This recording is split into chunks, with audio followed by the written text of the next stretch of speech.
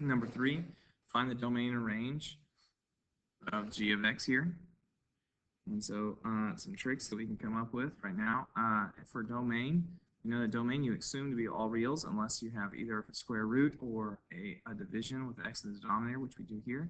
So we know that x, you're not allowed to divide by 0. So that means x squared cannot equal 0, which if you solve that, you would just take the square root. And so x could not equal plus or minus, because anytime you cancel an even root with the square root, you have to take a plus or minus with it, which is simply square root of 0 is 0, positive 0, negative 0 is the same thing. X cannot equal 0. That's our domain. So without even graphing it, I know that x cannot equal 0. It can be any other real number, but not 0.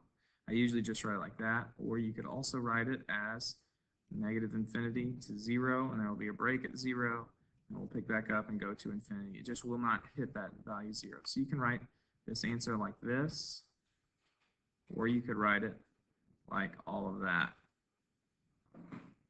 As far as range is concerned, usually like a linear like this would go from negative infinity all the way up to positive infinity. We'll see about the break. So let's see how this looks when we graph it. So come over here and type it in. So we have 2 over x squared plus 5x. And as I analyze, I'm going to zoom out. Zoom out. As I zoom out, you can see here the graph. We do, in fact, have that break at 0 that I was referring to.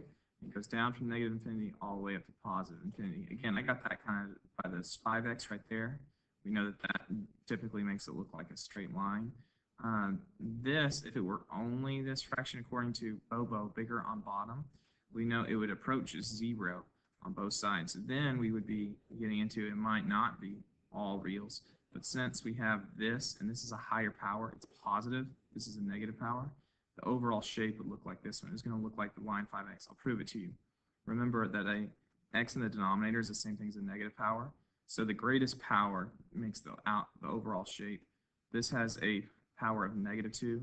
This is a power of +1. +1 is greater than -2. So if I go just to equation 5x, just the highest power, you'll see that it looks very similar to what this graph's approaching. That's how I knew that the range was going to be all reals. If you're wondering how I determined it, that's how I determined that.